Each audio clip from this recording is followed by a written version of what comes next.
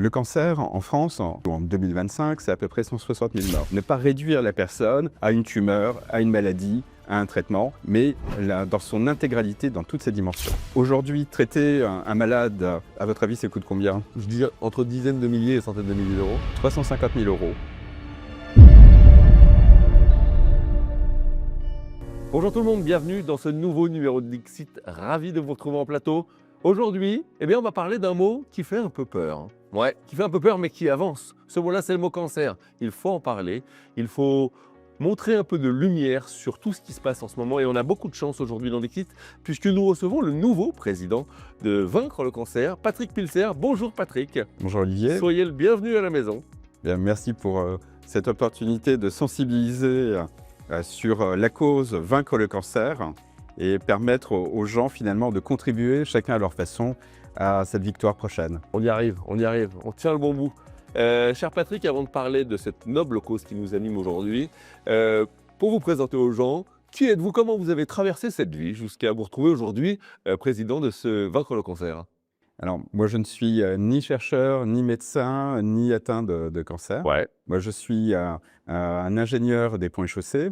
J'ai travaillé toute ma vie sur les marchés financiers. J'ai monté, il y a un peu plus de 15 ans, mon cabinet de conseil et d'expertise. Je suis expert près la cour d'appel sur les marchés financiers et produits dérivés. J'enseigne d'ailleurs aussi cette matière. Et par contre, à un moment, un de mes proches amis m'a demandé de l'aider. Il reprenait la présidence de Vaincre le cancer, donc il y a une douzaine d'années. Et il m'a dit, voilà, j'ai besoin que tu viennes m'aider pour structurer notre effort et faire qu'on puisse faire ensemble plus et mieux. Donc je l'ai rejoint, d'abord comme trésorier, puis comme secrétaire général et à présent comme président. Comme président. Souvent, c'est ce que je dis, on a tous un rapport un peu différent avec le cancer. C'est quelque chose ou soit de très intime, ou soit qui fait un peu peur. Vous, votre lien, enfin ce qui vous a amené à cette présidence aujourd'hui, finalement, c'est un copain qui vous dit: «Donne-moi un coup de main», quoi. Alors c'est un peu plus compliqué que Ouais. ça. Un parcours, c'est une éducation, une formation. Ouais. J'ai été éduqué par mes parents, formé par mes maîtres, à finalement l'engagement, à essayer de contribuer le mieux possible à l'amélioration de l'homme et de la société. Et mon parcours, finalement, si j'avais à le résumer, je le structurais avec une devise, une règle de vie et un poème. Ouais. La devise, c'est « Fais ce que doit, advienne que pourra ». Et donc là, mon engagement, je fais ce que je dois pour aider la cause. D'accord. La règle de vie, elle nous vient de Hillel l'Ancien, qui est un sage d'il y a 2000 et quelques années du Talmud, Ouais. et qui nous disait « Si tu n'es pas pour toi, qui le sera ? Si tu n'es que pour toi, qu'es-tu ? Et si ce n'est pas maintenant, quand ?» Donc, ça permet d'organiser aussi son engagement. D'accord. Et le poème, c'est celui du pasteur Martin Niemöller, que vous connaissez sûrement. Quand ils sont venus chercher les syndicalistes, je n'étais pas syndicaliste, je n'ai rien dit. Quand ils sont venus chercher les catholiques, je n'étais pas catholique, je n'ai rien dit. Et quand ils sont venus me chercher, il n'y avait plus personne pour parler. Ouais. Et donc, moi, je fais en sorte qu'il y ait toujours quelqu'un pour prendre en charge, en fait, ce type d'engagement. Très clair. Présider une association, cher Patrick, c'est porter une cause, des visages. Qu'est-ce que vous refusez absolument de perdre en route? L'exigence, l'émotion ou cette colère qui est utile quelque part? Alors, le cancer en France, aujourd'hui ou en 2025, c'est à peu près 160 000 morts. Mais ce sont avant tout des personnes, des hommes, des femmes. Et la maladie d'une personne, c'est un drame. 160 000 personnes, c'est une statistique. Il n'y a pas de... je refuse donc de tomber dans la statistique. Il faut absolument Ce ne faire en sont pas que sorte... de grands chiffres. Voilà, il faut absolument sortir de la statistique. Il faut traiter pour que demain, il y en ait beaucoup moins. Ouais. Mais il faut avant tout traiter l'aspect humain. Et donc, moi, ce que je recherche, c'est toujours garder en tête la personne qui est atteinte, jamais stigmatisée. C'est 160 000 fois 1. On peut le dire comme ça. Mais c'est surtout refuser une assignation identitaire. Alors, dans tous mes combats, c'est un peu ce que je défends. Et dans la lutte contre le cancer, c'est aussi ce que je propose, c'est-à-dire ne pas réduire la personne à une tumeur, à une maladie, à un traitement, mais dans son intégralité, dans toutes ses dimensions. On va le voir après. Aujourd'hui, on peut faire beaucoup de choses lorsqu'on est atteint d'un cancer, c'est plus comme il y a quelques années maintenant. On vit encore, c'est-à-dire que, on peut bosser, on peut faire plein de choses, quoi. Absolument. D'ailleurs, c'est une des avancées majeures de la lutte contre le cancer, c'est qu'aujourd'hui, on peut mieux prévenir, mieux traiter, mieux guérir et mieux vivre ensuite. Mmh mh. Et cet aspect est important, la vie après. La vie après, la vie après. Heu, Dans cette nouvelle vie de président, ça ressemble à quoi une bonne journée pour vous? Alors, j'espère que j'en aurai encore plus demain, Ouais. mais une bonne journée, c'est quand je croise quelqu'un et qui me dit: «Ah mais votre association ou vous-même, vous m'avez aidé, j'ai pu avoir des bons conseils, j'ai pu avoir une bonne mise en relation, une bonne compréhension de ma maladie et finalement vos chercheurs ne m'ont pas offert un traitement, ils m'ont offert un avenir». Oh waouh! Et donc ce type de remarque, par chance, je l'entends de plus en plus. Super. C'est ce qui me marque et c'est ce que je veux retenir à chaque fois. D'accord. Heu, Quelques mots, on s'arrête sur Vaincre le cancer. Cette association, expliquez-nous en quelques mots ce qu'elle fait précisément. Alors, c'est une association qui a été créée en 1987 par Mmh. le professeur Claude Jasmin. C'est une association qui travaille essentiellement sur la recherche sur les cellules souches. Alors, dit comme ça paraît un peu hermétique, mais en fait, c'est la technologie qui a permis aussi de trouver le vaccin contre le coronavirus C'est ça, le Covid, par ouais. ARN messager. Et donc, tout le travail de nos chercheurs, c'est d'essayer de faire en sorte de mieux connaître la génétique des cellules cancéreuses, de donc, grâce à cette meilleure connaissance, de mieux identifier les cancers, Mmh mh. de mieux prévenir, Mmh. de mieux traiter et de mieux guérir. Mmh. Et derrière, il y a aussi toute la mise en place de comment vivre pendant le traitement, Bien sûr, mieux, bien sûr. et soit pendant longtemps avec une maladie chronique, soit une fois qu'on a été définitivement guéri, mieux vivre le L'après, jour d'après. bien sûr, qui est très important, hein, psychologiquement, hein. On se dit souvent que les gens qui ont malheureusement été frappés par cette maladie, bah, une fois qu'ils sont guéris, allez super. En fait, psychologiquement, il y a un autre travail qui continue à ce moment-là. Absolument. Il y a déjà un travail sur l'accompagnement pendant le traitement. Mmh. Donc, notre association, elle travaille beaucoup avec les chercheurs sur le fait que le traitement d'après-demain puisse arriver demain. Mmh. Et là, c'est le rôle aussi des donateurs, faire Bien en sûr. sorte que on puisse accélérer. Mmh. Et on a mis aussi un centre de soins de suite en place à Villejuif, où nous avons des ostéopathes, des kinés, des sophrologues, des psychanalystes Mmh. et des psychologues, et qui permettent en fait de mieux vivre le traitement C'est ça. pendant le traitement. Mais ça ne s'arrête pas là. Donc, alors je ne suis pas seul, bien sûr. Nous avons un conseil d'administration, nous avons un conseil scientifique Mmh. avec de nombreux professeurs, animés par la professeure Annelise Benasser-Grisselli et par le professeur Joseph Glikorov. Et j'ai tenu cette année à faire entrer un autre professeur, qui est Jean-Nicolas Cornu, qui est urologue et spécialiste de la vie d'après, Ouais. après justement les opérations sur la prostate. Mmh. Que le fait de faire en sorte qu'on puisse bien vivre et mieux vivre ensuite. Mmh. Et donc, j'ai tenu à ce que cette personne rentre dans le comité scientifique pour que, du chercheur au praticien, on ait en fait un trait d'union.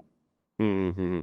Quand on dit, justement le mot «vaincre le cancer», en 2026, c'est quoi? Vaincre le cancer, est-ce que c'est guérir davantage de cancer? Est-ce que c'est vivre mieux avec la maladie? Puisque finalement, c'est quasiment inéluctable, il y en a de plus en plus. Ou c'est prévenir plutôt? Vaincre le cancer? Alors, les 3 dimensions sont essentielles, hein, et plus on va vivre longtemps, plus la probabilité que chacun d'entre nous allons développer des cancers est forte. Ouais. Et je vais vous livrer un scoop. En fait, on a tous des cancers qui naissent en nous, Ah oui, mais sommairement. nos lymphocytes, nos cellules combattantes, les éliminent très vite. D'accord. Les gens qui développent un cancer, c'est lorsque leurs cellules combattantes, finalement, ne chopent pas OK, les d'accord. cellules malades à temps. OK, d'accord. Mais on développe tous des cancers et c'est naturel. Le tout, c'est de mieux prévenir, donc de mieux connaître en fait le processus, de mieux guérir. Mmh. Et là, on intervient, par exemple, dans le cas de cancer du sang. On peut, avec la génétique des cellules cancéreuses, retraiter les lymphocytes, donc les cellules combattantes, D'accord. les reprogrammer et faire en sorte qu'elles luttent Qu'elles soient combattantes. et qu'elles éliminent Incroyable. la tumeur, qu'elles Incroyable. s'appliquent, qu'elles la chopent et qu'elles l'éliminent. Incroyable. Oui, oui, oui. Mais c'est un processus qui est très coûteux. Bien sûr. Aujourd'hui, traiter un malade, à votre avis, ça coûte combien? Je dirais entre dizaines de milliers et centaines de milliers d'euros. 350 000 € par cette technologie. Et donc, le but, c'est de faire donc 350 000. On ne va pas traiter 1000 patients par cette technologie avec le budget Bien sûr, bien de sûr. notre pays et de la sécurité sociale. Ouais. Et encore moins 160 000 malades. Donc, il faut faire en sorte que le traitement soit le moins coûteux possible. Ouais. Aujourd'hui, les cellules sont traitées dans des salles blanches. Elles sont après réinjectées. Dans d'autres pays, le processus est beaucoup plus simple. Les cellules sont traitées au bas du lit et sont réinjectées, mais ça coûte aussi très Bien très sûr. cher. Et donc le but du jeu, c'est pouvoir traiter ces lymphocytes le plus rapidement possible, comme un vaccin en fait. D'accord. Injecter les cellules pour les rééduquer. Et puis après, là, ces cellules, elles sont injectées sous la peau, comme un vaccin, comme tous les vaccins que nous connaissons. Sous-cutané, Hein. Et après, ça diffuse. Ouais. Mais on peut également travailler sur des technologies encore plus innovantes où on va injecter en intraveineuse, en fait, ces nanotechnologies ou ces combattants de demain pour que les tumeurs soient le plus rapidement possible éliminées. Bon, alors on va le dire, autour de ça, il y a beaucoup d'intellectualisme, on réfléchit beaucoup le cancer. Enfin, il y a un moment donné, il faut arrêter de réfléchir aussi. On va vous le mettre plusieurs fois au bas de cette émission, il y aura un petit lien en bas. Le nerf de la guerre, là maintenant, c'est l'argent. C'est-à-dire qu'il faut qu'on ait plus d'argent. Exactement. Et en fait, il faut raccourcir les circuits, il faut accélérer. Et quand on veut accélérer en recherche, en fait, il n'y a pas 36 solutions, il faut de l'argent. Et pour qu'on ait cet argent, cliquez. Cliquez en bas de l'écran, appuyez sur le bouton, faites un don et donnez. Parce que c'est assez facile. On sait très bien que les Français sont sollicités. Mais là, on est quand même en passe d'y arriver. C'est-à-dire ça mobilise beaucoup d'argent. Peut-être vous l'avez vu ces derniers temps, les Français, ils ont traversé une sale période, quoi. On ne savait plus trop, d'un point de vue de la politique intérieure et extérieure, donc ça, c'est très compliqué. J'aurais du mal à le mettre au passé. Vous avez raison. Non, mais c'est un peu le bazar, quoi, carrément. Mais il ne faut peut-être pas abandonner ces choses-là. Il faut continuer de donner pour ces choses-là, quoi. Exactement. Et c'est d'ailleurs notre travail au quotidien. En fait, c'est donner un visage à l'un des mots de notre devise républicaine, liberté, égalité, fraternité. Égalité devant les traitements, on y reviendra peut-être, mais la fraternité, c'est le but de notre association. C'est donner en fait un visage à l'engagement. Donner, participer à une association, et on a besoin aussi de bénévoles, hein, ça permet de participer à cette société de l'engagement qui nous permet que finalement demain soit mieux qu'hier. Ouais. Moi, je ne suis pas un partisan de la révolution des grands soirs. Moi, je pense à l'évolution des petits matins. Et donc, moi, ce qui m'importe, c'est que demain, je me réveille en me disant que on a passé une journée qui nous permet d'être mieux qu'hier. Mieux qu'hier. On va y arriver. La prévention et le dépistage, c'est au cœur de la stratégie nationale aujourd'hui de notre pays. Et pourtant, on a le sentiment que ça reste un petit peu insuffisant. C'est pas très suivi. Qu'est-ce qui bloque encore là-dessus? Alors, quand on parle de prévention, dépistage, d'accord, c'est encore un mot qui fait peur. Ouais. Mais la peur éloigne pas le danger. Mmh. Donc, il est important que les gens soient le plus largement dépistés sur le cancer sur le sein, cancer colorectal, prostate, etc., sur tous les types de cancers qui sont parmi les plus fréquents et qui tuent le plus. Il y a une personne dont je voudrais parler, c'est la présidente de l'Assemblée nationale, Yael Braun-Pivet, qui n'a pas hésité à dire qu'elle avait été atteinte d'un cancer du sein et qui a insisté, qui insiste tous les jours pour que les gens se fassent dépister. Et donc, ça participe de l'effort national pour lutter contre le cancer. De plus en plus de personnalités, maintenant, je pense, dans cette démarche-là. Dire, regardez, ça m'est arrivé à moi aussi. N'hésitez pas, il faut vous faire dépister par... Je crois que ça y est, ça commence à rentrer, ça. Oui, en fait, je parlais de peur. Les gens considèrent le dépistage comme une menace. Et il faut transformer cela. Il faut qu'ils considèrent cela comme une opportunité, comme une chance de pouvoir être plus vite traité, mieux guéri et de pouvoir largement mieux vivre ensuite. Oui, mais après, vous savez ce que c'est, Patrick, c'est que, bon, déjà, ça nous renvoie une image de maladie, donc fatalement, psychologiquement, ça nous renvoie l'image de la mort à soi. Et puis surtout, en fait, on a toujours ce vieux truc de dire, ça arrive aux autres, mais pas à moi, quoi. Oui, oui, oui. Mais le rhume et la grippe étaient des maladies mortelles il y a un siècle. Faisons en sorte que le cancer ne soit plus qu'un rhume d'aujourd'hui. C'est vrai, c'est vrai. Oui, d'ailleurs, on le disait un peu hors antenne. Bon, aujourd'hui, le cancer du sein, par exemple, pour parler de celui-ci, c'est quand même beaucoup mieux qu'avant. On voit les avancées de la recherche. Ça fonctionne. On a des femmes aujourd'hui qui sont bien mieux traitées qu'avant. Bon, les chances de survie sont quasiment totales maintenant. C'est quand même que ça fonctionne, tout ça. Absolument. Il y a des cancers, parmi les cancers du sein, il y a un cancer qui était mortel quasiment Bien à sûr. 100% il y a 10-15 ans. Et aujourd'hui, c'est l'un des plus simples à guérir parce qu'on a fait des progrès immenses sur la connaissance génétique des cellules, mieux adapter le traitement et guérir de ce cancer. En fait, aujourd'hui, on arrive vers un traitement individualisé, le plus individualisé possible Mmh. de la cellule cancéreuse. Mmh. Et, mais tout ça a un coût énorme. On ne parle pas d'un traitement par aspirine, on parle d'un traitement très coûteux, de connaissances fines du génome de la cellule. Mmh.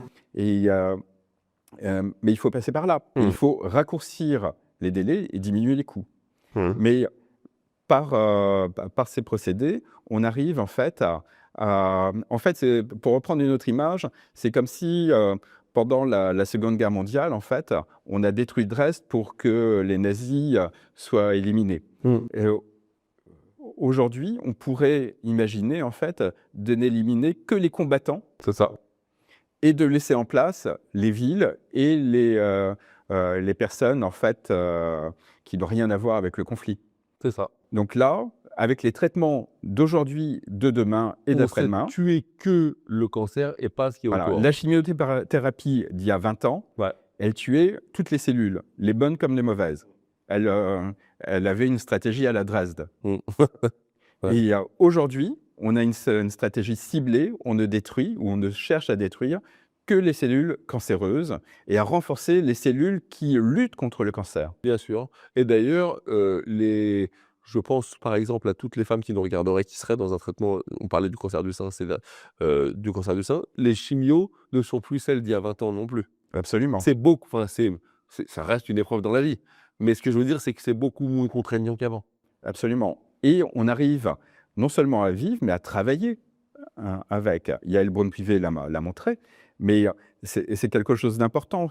On parlera peut-être aussi de l'implication des entreprises Bien sûr, dans ce combat. Mais c'est capital, ouais. Voilà. Mais aujourd'hui, quand on a un cancer, ben, on peut aller travailler. Ouais, c'est ça. Et ça participe même du traitement Ouais. au niveau psychique.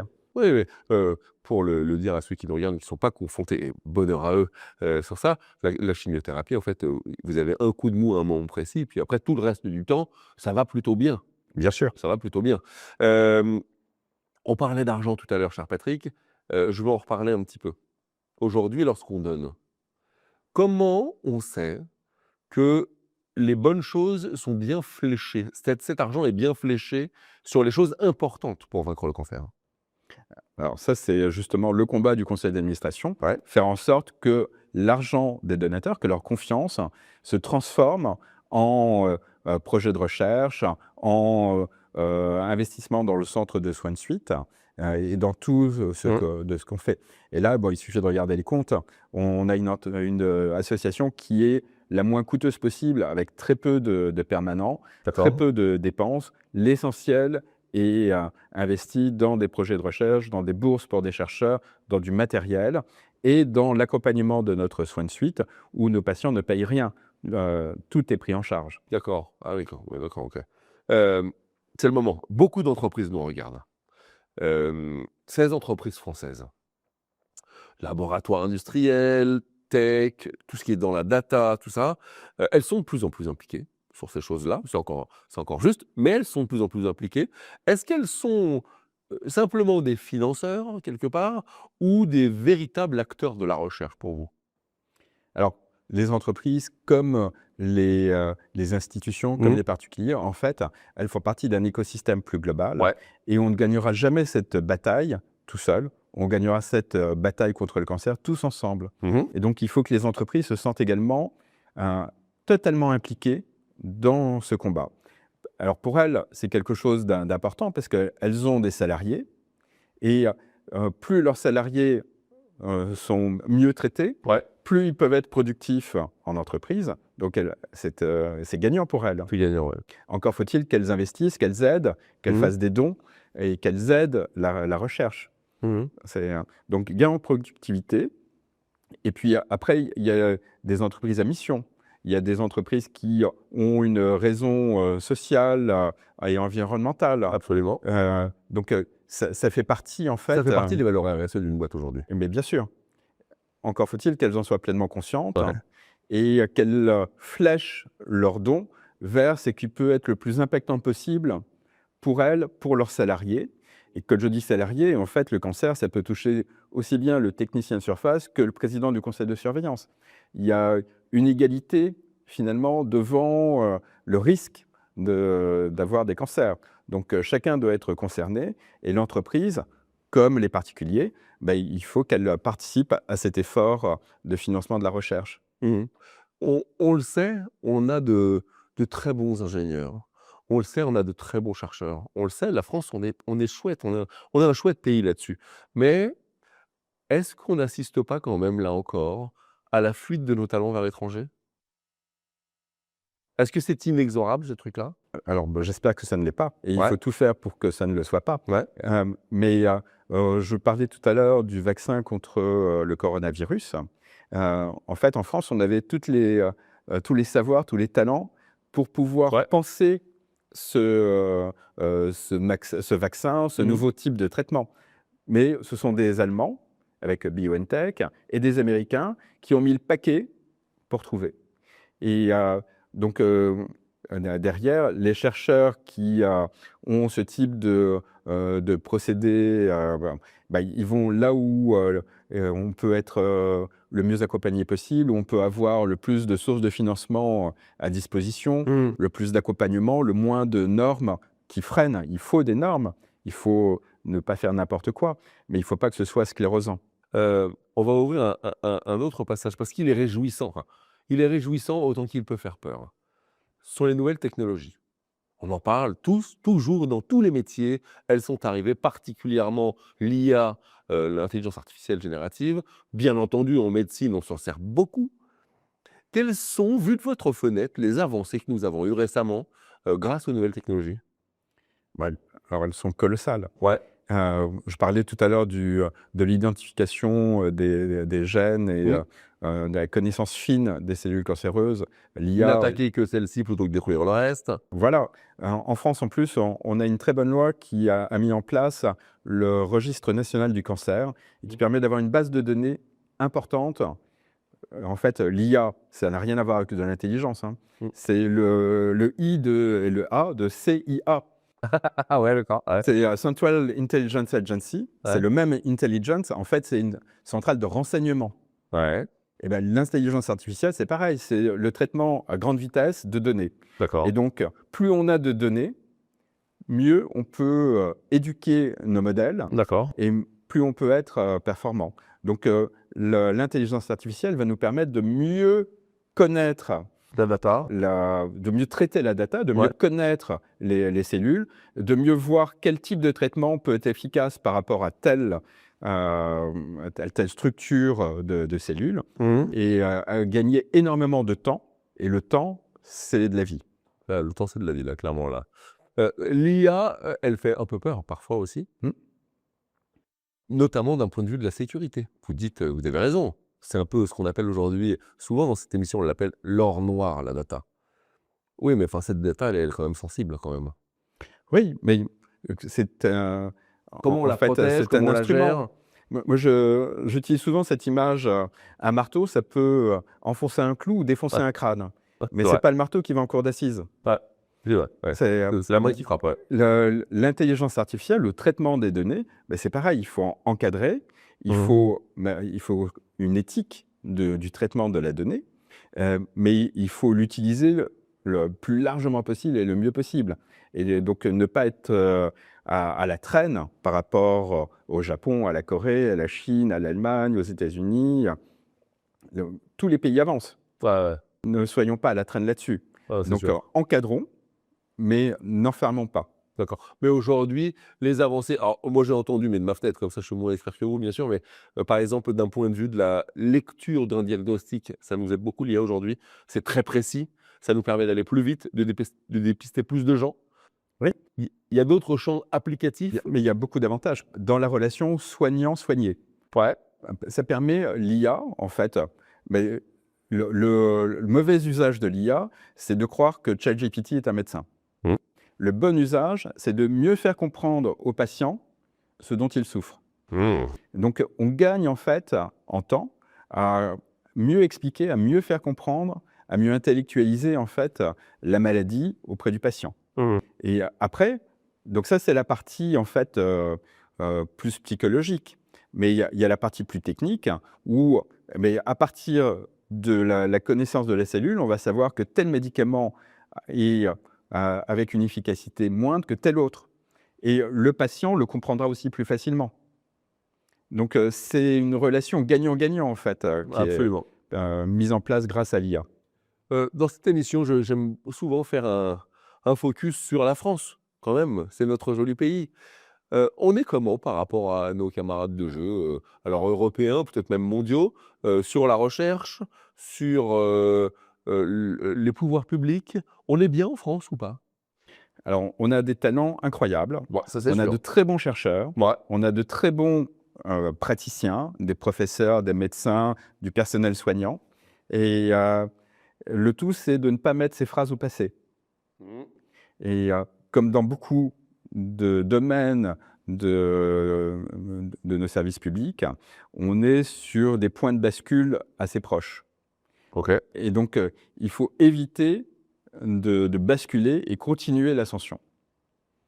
Et donc, et pour ça, c'est le travail des pouvoirs publics. Je citais Yael Braun-Pivet, Mmh. mais la plupart des hommes politiques dans leur programme ont une pensée sur la santé Ouais. qui permet de faire mieux et moins cher demain. Donc, ça, c'est le cas. Les entreprises, parce qu'il ne faut pas tout attendre de l'État. Vous connaissez les phrases de Kennedy là-dessus. Hein. Mmh, mmh. Ne te demande pas ce que tu peux faire Mais pour qu'est-ce que tu la ouais, France, ouais, mais ce que... ouais. ne demande pas ce que la France peut faire pour toi, mais ce que la France, Ouais. ce que tu peux faire pour la France. Absolument. Hein. Donc, chaque entreprise aussi a son rôle, chaque individu a son rôle. Et donc, c'est la société de l'engagement que j'évoquais tout à l'heure. Ouais. Si on se retrousse les manches, on y arrivera. Pouvoir public, entreprise, milieu associatif, tout ça, il faut, enfin, de toute façon, il faut relever les manches, quoi. Exactement. Et vos auditeurs, ben, en cliquant, ils participent à cette société de Bien sûr. l'engagement. Bien sûr, bien sûr. C'est très, très net. Et donc, si on fait ça, si on se retrousse les manches, à ce moment-là, on peut continuer l'ascension. Et il n'y a pas de raison qu'on ne soit pas, demain comme hier, parmi les tout meilleurs. On arrive presque au terme de cette émission, cher Patrick. Quel message d'espoir on peut donner à notre nation, c'est-à-dire aux femmes et hommes qui, en ce moment, sont dans le dur et sont dans le mal, sont touchés par le cancer? Quel message on peut leur donner quand même pour dire, allez, on est là et visiblement, il y a tout le monde avec vous, quoi. Oui, mais c'est le but de notre association. Notre association, en fait, c'est un trait d'union C'est un lien, entre la science et l'espérance, Mmh. entre la recherche et les patients. Et donc, faisons en sorte que ce trait d'union ne soit pas un pointillé, Mmh. mais un trait solide. Et donc, tout est... alors, il va y avoir, dans cette année, à peu près 150 000 personnes qui vont encore Ouais, je l'avais décéder. noté. Hein. Alors, j'ai quelques grands chiffres, oui. C'est 160 000 personnes qui sont touchées. On a a priori 400 000 nouveaux cas Oui, oui, oui. par an, 160 000 décès. Mortalité en baisse sur de nombreux cancers, mais des alertes persistants, le poumon chez l'homme et le pancréas, par exemple, a priori. Et on a une grande campagne en ce moment de dépistage et de prévention. Bien sûr, donc le dépistage est fondamental. Ouais. Et plus les gens vont se faire dépister, moins on aura de morts du cancer. C'est ça. C'est très clair. Et donc le message d'espoir, c'est le dépistage est de plus en plus efficace. Allons-y. Mmh, mmh. Après, le message d'espoir, Moi, je ne crois pas que hier était mieux qu'aujourd'hui.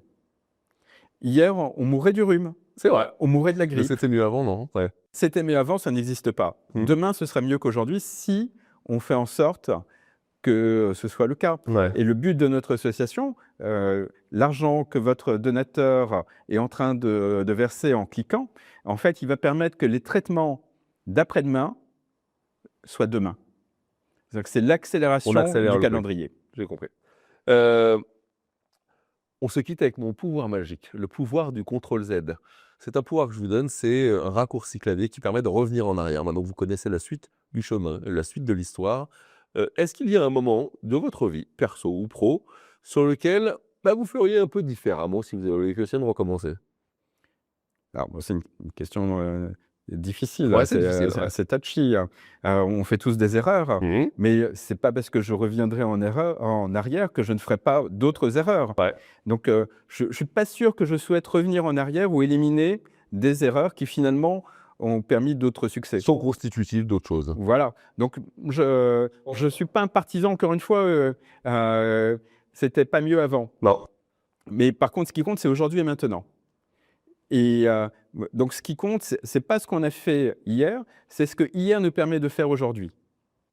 Et donc, faisons en sorte qu'aujourd'hui, nous fassions suffisamment pour que demain soit meilleur qu'aujourd'hui. Très clair. Très Voilà, clair. donc je ne sais pas s'il y a un CTRL-Z ou un CTRL-Y là-dessus, mais appuyons. Alors, on le sait, on peut en parler pendant 1000 ans. Le nerf de la guerre, on l'a dit dans cette émission et on le redira tout le temps, le nerf de la guerre, c'est l'argent. Il faut donner. On sait bien qu'on vous en demande tout le temps. Mais là, on est sur le point de vaincre cette maladie, on est sur le point d'être mieux traité, de vivre mieux avec. C'est quand même extrêmement important. On vous le rappelle, hein, les dons, que ce soit les entreprises, les particuliers, vous avez des avantages fiscaux très importants. Vous pouvez y aller et, on l'avait Patrick, c'est extrêmement bien fléché maintenant. Absolument. Qu'on soit entreprise ou particulier, on a des avantages fiscaux grâce à l'État, grâce à nos législateurs. Pour les entreprises, donc, il y a des avantages sur leurs résultats. Et pour les particuliers, que ce soit sur l'impôt sur le revenu ou sur l'impôt sur la fortune immobilière, il y a de quoi diminuer considérablement son impôt en participant à une bonne œuvre. Bon, vous n'aurez plus de raison de ne pas donner en tout cas. Vous reviendrez nous donner des nouvelles quand même de vaincre le cancer. Avec plaisir. Merci à vous qui nous regardez. On se retrouve très vite pour une nouvelle émission de Dixit. D'ici là, tâchez d'être heureux parce que le reste suit toujours. Bye bye.